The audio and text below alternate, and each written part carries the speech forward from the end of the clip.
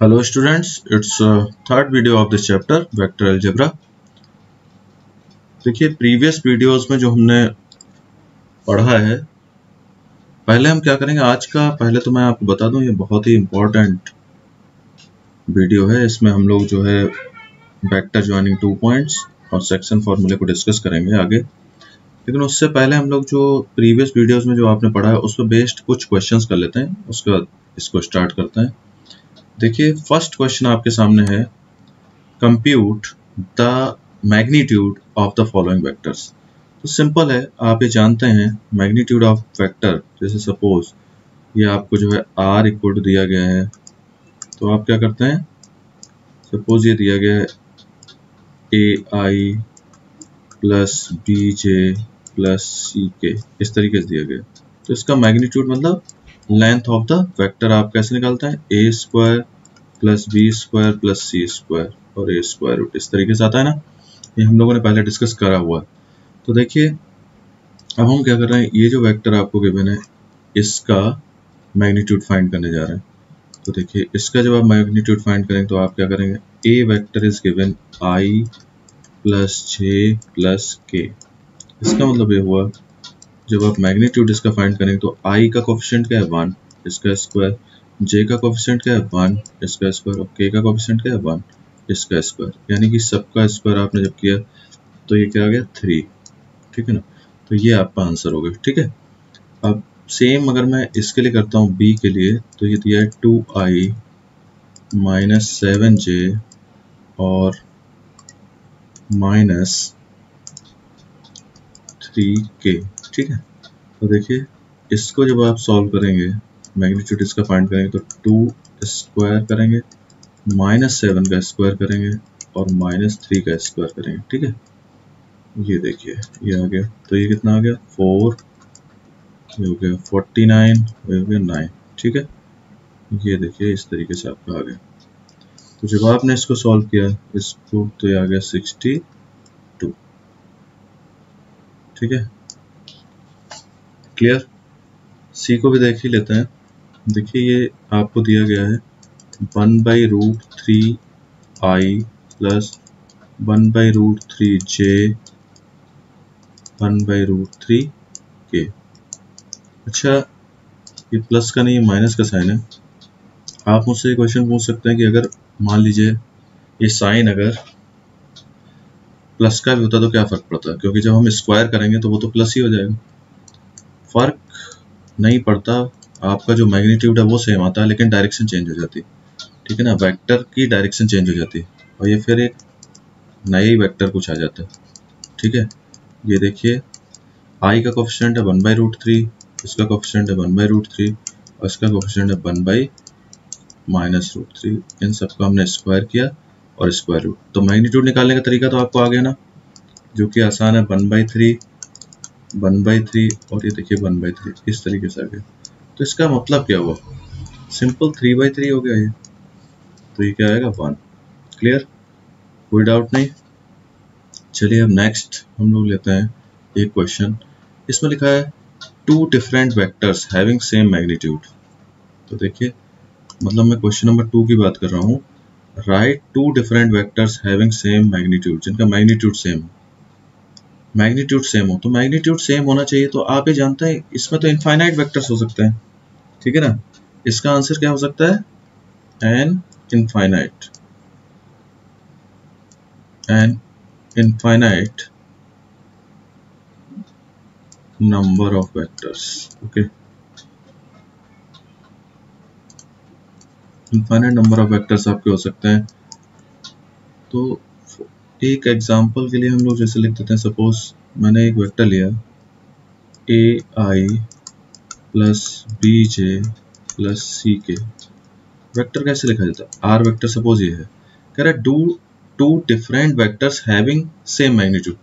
अब अगर आप इस वेक्टर को ऐसे लिखते हैं -ai plus bj plus ck, तो देखिए क्या इन दोनों का मैग्नीट्यूड सेम होगा। अगर मैं अभी तो हमने निकाला था मैग्नीट्यूड सेम होगा, मतलब अगर मैं इसका मैग्नीट्यूड निकालूंगा तो दोनों का मैग्नीट्यूड यही तो आएगा, a² plus B square plus C square. जबकि इसमें देखिए यहाँ पे माइनस का साइन है, इधर जो है साइन किसका है, माइनस का है, और इधर देखिए इधर साइन किसका है, प्लस का। इसका मतलब ये डिफरेंट वेक्टर्स हैं, वेक्टर अलग अलग, इनकी डायरेक्शन अलग है, लेकिन इनका मैग्नीट्यूड जब आप निकालेंगे माइनस ए का स्क्वायर करेंगे या ए का स्क्वायर तो सेम आएगा, तो दोनों का आंसर सेम है।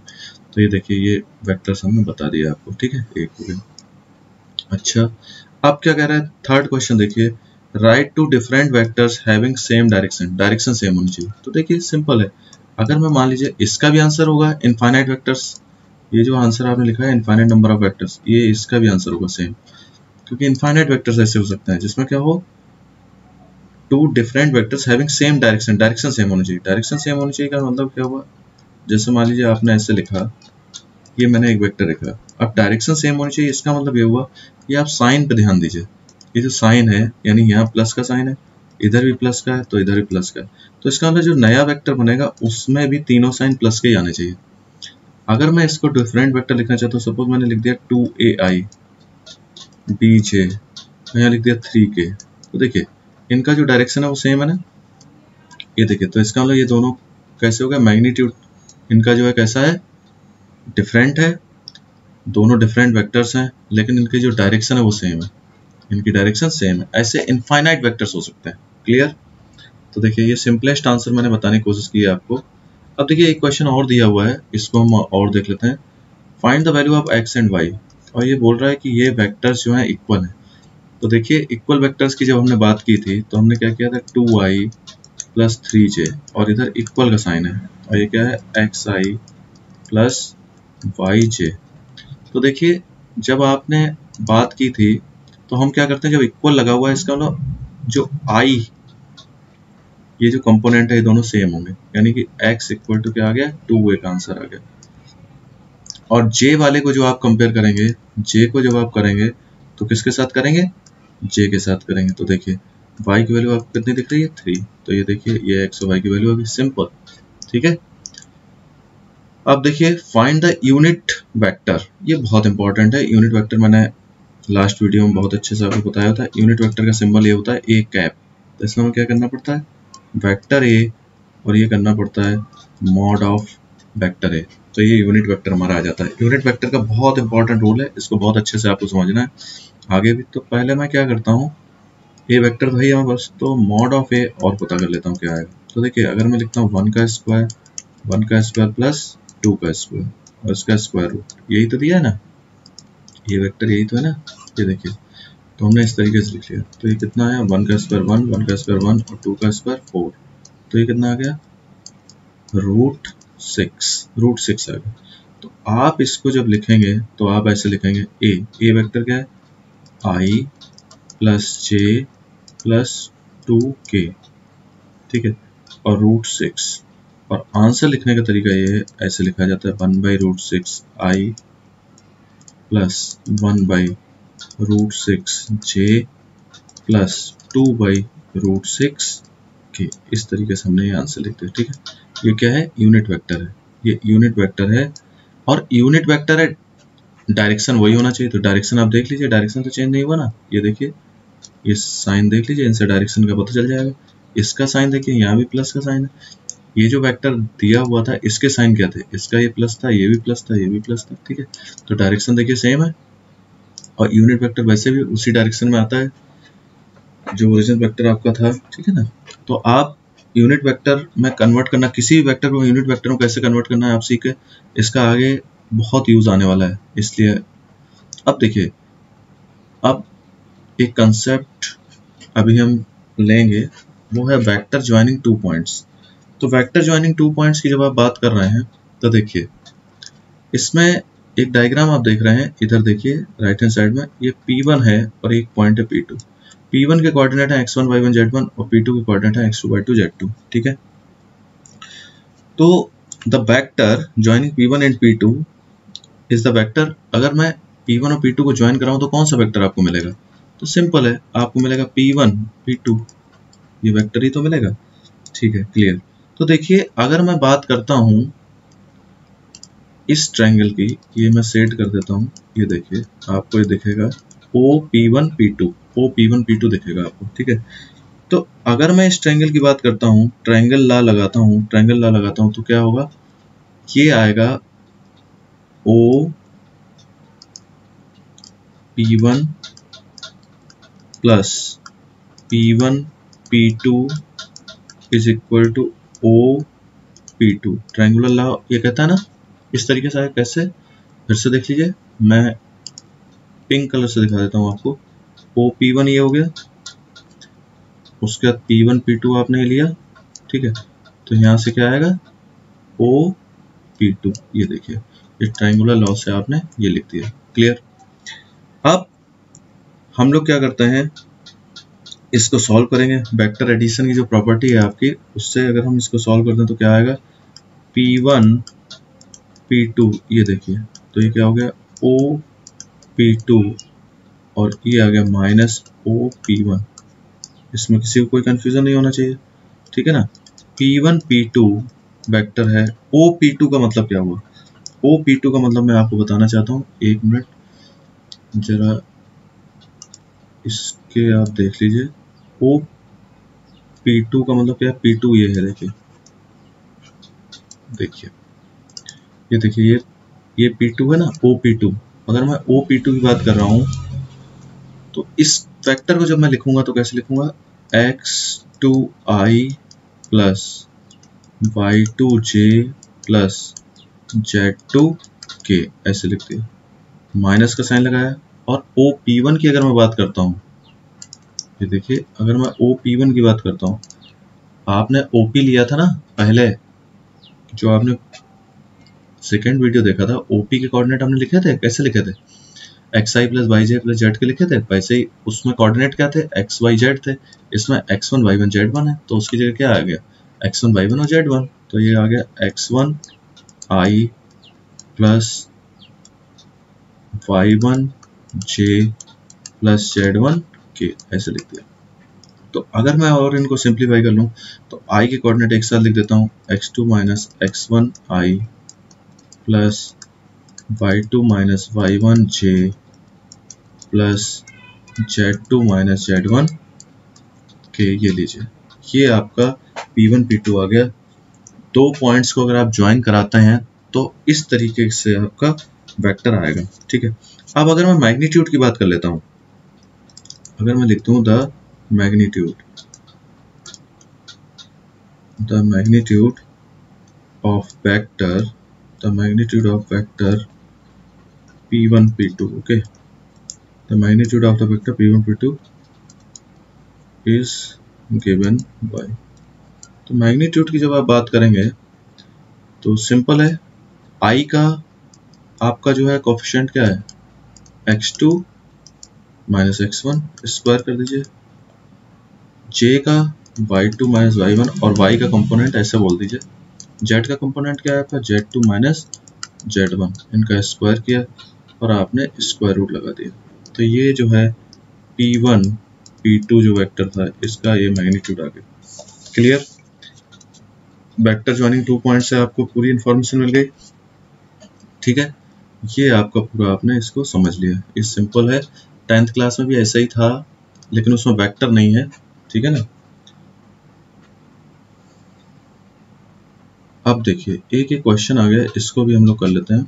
इसमें कह रहे हैं फाइंड द, क्या कह रहे हैं, find the scalar and vector components of vector with initial point. ये इनिशियल पॉइंट है, इनिशियल पॉइंट है, और ये क्या है, टर्मिनल पॉइंट है, टर्मिनल पॉइंट है, ठीक है। इसका मतलब अगर मैं इसको सिंपल समझूं तो ये x1 y1 है और ये क्या है, x2 y2, ठीक है। तो देखिए, दो पॉइंट दिए हुए हैं, ऐसे ही अभी अभी हमने किया था। जैसे मान लीजिए, ये देखिए, सपोज ये आपका P1 है, ये इनिशियल पॉइंट है, और ये P2 है, ये टर्मिनल पॉइंट है। P1 P2 आपने देखा था ना, यहाँ देखिए P1 P2। तो P1 P2 अगर मैं बात करता हूँ तो P1 क्या है, P1 इनिशियल पॉइंट है, और P2 क्या है, टर्मिनल पॉइंट। सेम यहाँ पे हो रहा है। तो मैं ये कह रहा हूँ कि जैसे ये P1 है और ये क्या है, P2 है। तो अगर आप बात कर रहे हैं स्केलर की, तो आप इसको अगर लिखेंगे, मान लीजिए मैं ऐसे आपको समझाने के लिए लिख रहा हूँ, P1 P2 मैंने लिखा, तो P1 P2 को मैं कैसे लिखूंगा, x2 minus x1 i plus y2 minus y1 j। तो इसमें z का तो कंपोनेंट है नहीं, तो देखिए क्या आएगा, x2 minus x1, x2 minus x1 का मतलब हुआ -5 और x1 का मतलब हुआ 2 i plus y2 minus y1, y2 का मतलब हुआ 7 माइनस 1j, तो ये हो गया -7i प्लस 6j, ये आ गया। तो देखिए सिंपल है, मैं आपको ये बता दूं, तो ये जो है, जो स्केलर कंपोनेंट की आप बात कर रहे हैं, स्केलर कंपोनेंट हम लोग उसको बोलते हैं, जब मैंने आपको बताया था जब इससे पहले वाले वीडियो में r इक्वल टू, जैसे लिखा हुआ है r इक्वल टू, इधर ऊपर देखिए ai प्लस, ए नहीं लिखते थे उसमें x लिखा था, xi plus yj plus z के लिखा था, तो उसमें मैंने आपको बोला था x y z जो है वो क्या है, स्केलर कंपोनेंट है। तो इसमें अगर मैं इस इक्वेशन को देखूं तो इसमें स्केलर कंपोनेंट क्या होंगे, -7 और 6 स्केलर कंपोनेंट हो गए। अगर मैं वेक्टर कंपोनेंट की बात करूं तो क्या होगा, कंपोनेंट, तो x का कंपोनेंट ये हो गया -7i, मतलब जब आप i और j के साथ दे रहे हैं तो वो वेक्टर हो गए, ठीक है ना, और ये क्या हो गया 6j। ये देखिए इस तरीके से मतलब हमारा ये आंसर आएगा, ठीक है। आपको बात क्लियर हो गई, ये इसके कंपोनेंट है and -7i and 6j, okay clear. अब थोड़ा सा डिस्कशन कर लेते हैं सेक्शन फार्मूले पे। तो देखिए सेक्शन फार्मूले की जब बात हो रही है तो मैं आपको बता दूं, इधर आप देख सकते हैं P एंड Q भी 2 पॉइंट्स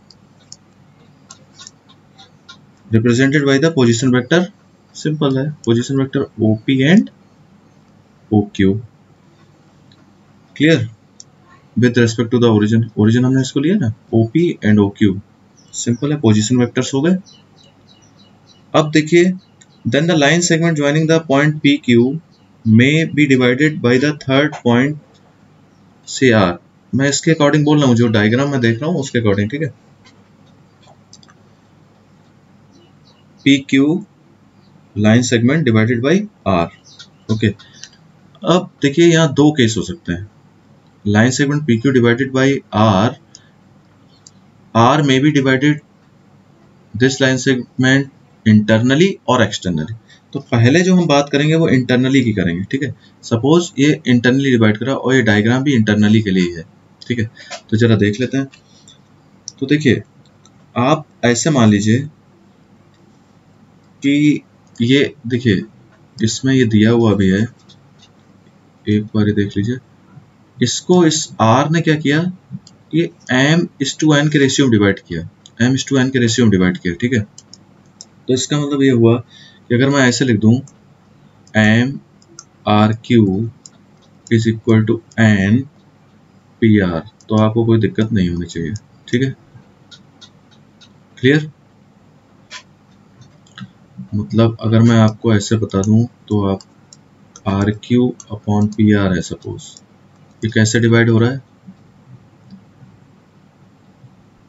ये जो है आपका जो डिवाइड हो रहा है ऐसे डिवाइड हो रहा है, देखिए ध्यान से देख लीजिए, r³ ये n है और pr ऐसे, ये रेशियो दिया हुआ है।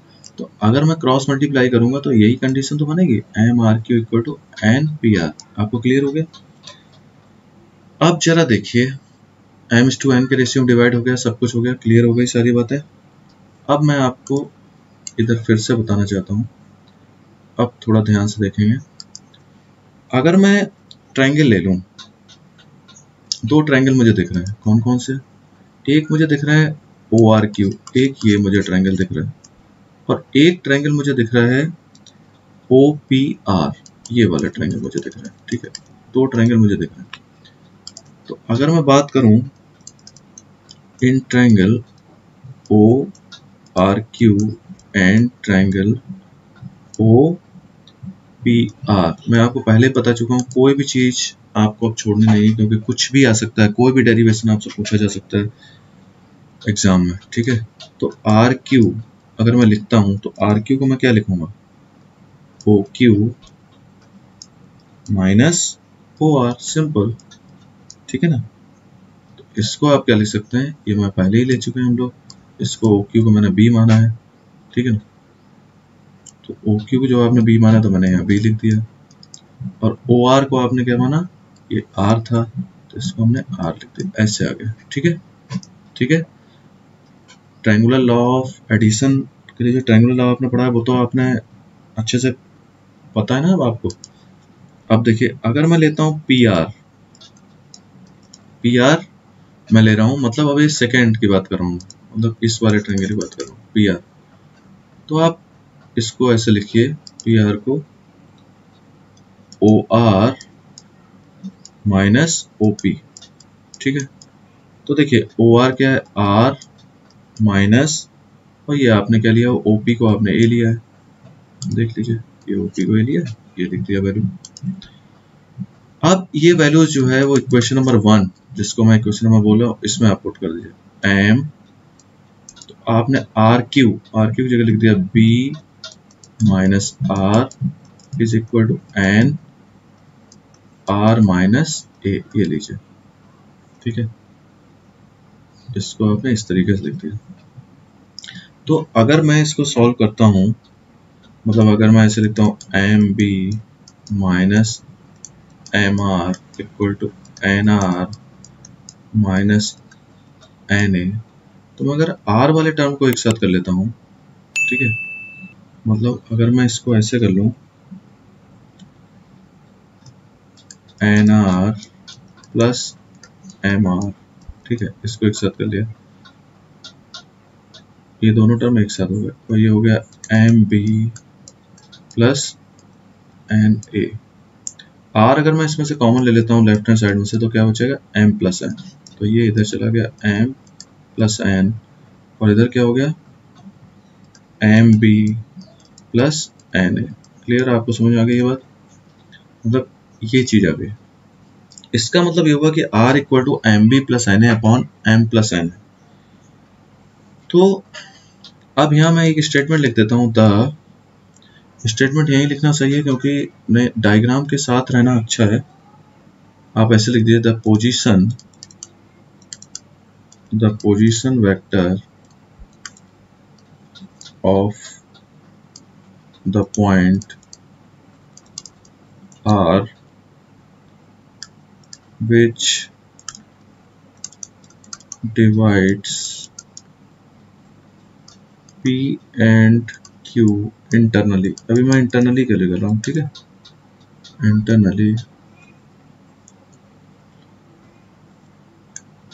इन द रेशियो, आपको पता था हम लेके चले थे m/n, ओके। तो क्या आएगा, इज गिवन y, जो आपने r निकाला था, r एक्चुअली क्या था, ओ आर था ना, वो आर ही को तो आप आर बोल रहे थे, तो ये आ गया आपका answer plus N A upon M plus N, ये लीजिए, ये आपका रिजल्ट आ गया, ठीक है। इंटरनली डिवीजन है तो इसका रिजल्ट आ गया। अब एक्सटर्नली डिवीजन के लिए एक डायग्राम आपके सामने है, एक्सटर्नल डिवीजन के लिए। तो इस एक्सटर्नल डिवीजन में कोई खास बात नहीं है, आप ये देखिए, अगर मैं ऐसे लेता हूँ P R upon Q R, ठीक है, P R upon Q R, मतलब ये जो आर जो पॉइंट है, अब वो पी क्यू जो पॉइंट आपका था ना, उससे बाहर है, ठीक है ना। तो हमने ऐसे लिया P R is to Q R, M is to N दिया हुआ, ठीक है।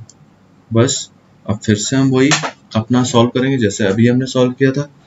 अब जो फाइनल रिजल्ट मैं लिख रहा हूँ, क्योंकि अब आप लोग वो कर सकते हैं, तो ये आएगा O R is equal to, सिर्फ प्लस का साइन जहां जाता है, ये देखिए ये दोनों प्लस के साइन थे ना, क्योंकि ये इंटरनल डिवीजन था। और अब एक्सटर्नल डिवीजन जब आएगा तो इस प्लस की साइन की जगह क्या आ जाएगा, माइनस का साइन, ठीक है। ये देखिए एम माइनस एन, ये लीजिए, ये एक्सटर्नल डिवीजन के लिए आपका ये रिलेशन। तो सिर्फ इंटरनल डिवीजन और एक्सटर्नल डिवीजन में माइनस साइन का अंतर आएगा, ठीक है। क्लियर, दोनों चीजें हो गई आपको। तो ये एक्सटर्नली के लिए है, ठीक है।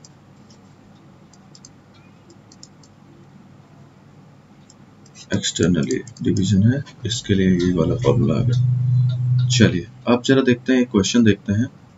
इसमें टफ नहीं है, लेकिन आपको बहुत थोड़ा सा ध्यान देना पड़ेगा। कह रहा है find A vector in the direction of this, इस वेक्टर के डायरेक्शन में ही हमें जो है एक वेक्टर निकालना है। कोई बड़ी बात नहीं, लेकिन बड़ी बात यह है उसने ये कह दिया इसका मैग्नीट्यूड 8 यूनिट होना चाहिए।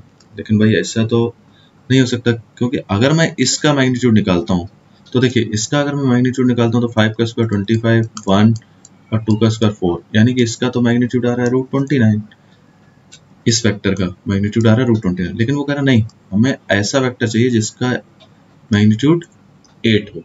अब आप ध्यान कीजिए, मैंने आपको पहले ही बताया था कि आपको अगर कोई वेक्टर दिया है, सपोज ये वेक्टर का नाम r है और ये दिया है 5i - j + 2k, तो अगर मैं इसको यूनिट वेक्टर निकालता हूं इसका, तो क्या होगा, r vector upon mod of r मुझे लेना पड़ेगा, तो ये यूनिट वेक्टर होगा। यूनिट वेक्टर जो होगा उसका डायरेक्शन और ये जो वेक्टर गिवन है उसका डायरेक्शन सेम होगा।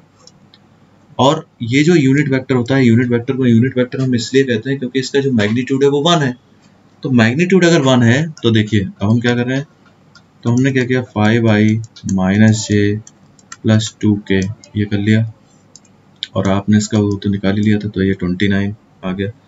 अब वो कहता है मैग्नीट्यूड 8 आना चाहिए, तो फाइनल रिजल्ट जो आप लिखेंगे सिंपल है, आप क्या कीजिए, 8 जो है 8 का मल्टीप्लाई कर दीजिए, क्योंकि ये जो आपने लिया है यूनिट वेक्टर जो लिया है उसका मैग्नीट्यूड अगर मैं निकालता हूँ तो ये कितना आ रहा है, उसका तो पूरा 1 होगा, लेकिन हमने अगर 8 का मल्टीप्लाई कर दिया तो अब इसका मैग्नीट्यूड कितना हो गया, 8 हो गया। तो आप इसको लिख सकते हैं 8 इंटू, ये जो आया है आपका लिख दीजिए, 8 into 5i - j + 2k upon √29। ठीक है, इस तरीके से आपने लिखा। अब इसका जब फाइनल आंसर आप लिखेंगे तो ऐसे लिखेंगे 40i अपॉन √29, फिर माइनस साइन है, 8 अपॉन √29j प्लस 8 2 जा 16, तो इसको आपने क्या किया, 16 अपॉन √29k। ठीक है, इस तरीके से आपने इसको आंसर लिखा। समझ गए क्या किया हमने, पूरा प्रोसीजर फिर से समझ लीजिए। कोई भी वेक्टर दिया हुआ है, पहले हमने उसका यूनिट वेक्टर निकाला। यूनिट वेक्टर निकालने का मतलब क्या हुआ, यूनिट वेक्टर, क्योंकि कोई वेक्टर दिया हुआ है, यूनिट वेक्टर का डायरेक्शन वही होगा जो उस वेक्टर का डायरेक्शन, लेकिन यूनिट वेक्टर जो होता है उसका मैग्नीट्यूड 1 होता है, इसलिए हमने क्या किया, जितना भी मैग्नीट्यूड आपको चाहिए उतने का ही मल्टीप्लाई कर दिया, तो हमने उसमें 8 का मल्टीप्लाई कर दिया। और किसी भी स्केलर का अगर मल्टीप्लाई कर रहे हैं तो उसके डायरेक्शन पर तो कोई फर्क पड़ेगा नहीं, ठीक है ना। अब अगर आपको कोई डाउट लग रहा है तो आप, अब जो ये वेक्टर आया है, फाइनल वेक्टर ये जो आया है, ठीक है ना, ये जो फाइनल वेक्टर हमने निकाला है, मान लीजिए इस वेक्टर का नाम ए है, ये फाइनल वेक्टर मैंने निकाला, इसका आप मैग्नीट्यूड निकाल के देख लीजिए, आपको जो है मैग्नीट्यूड 8 ही मिलेगा, 8 मिलेगा। ठीक है, अब देखिए, find the direction cosine of vector this, इसके आपको डायरेक्शन कोसाइन चाहिए। तो मैं आपको एक बात बता दूं, अगर आपने थ्योरी को ध्यान से देखा है, लास्ट वीडियो अगर आपने ध्यान से देखा है तो आपको पता ही दिक्कत आने वाली नहीं है। तो इसमें देखिए, ये जो आपको मैंने उसमें बताया था कि r वेक्टर है, इसमें लिखा है xi plus yj plus z के, सपोज ये वेक्टर है, तो इसमें जो x y z जो होता है वो क्या होता है, वो होते हैं डायरेक्शन रेशियोज होते हैं, उनको हम लोग क्या बोलते हैं, डायरेक्शन रेशियोज।